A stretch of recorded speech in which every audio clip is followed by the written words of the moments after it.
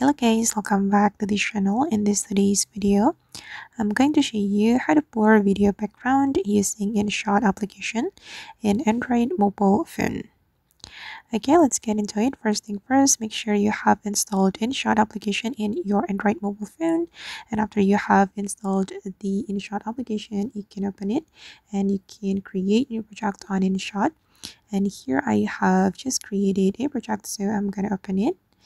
And for instance, I'm going to blur the background of this video. If you want to do that, we can use the InShot effect, InShot AI effect. You can go to the effect option and select AI effect, and here you need to choose blur category.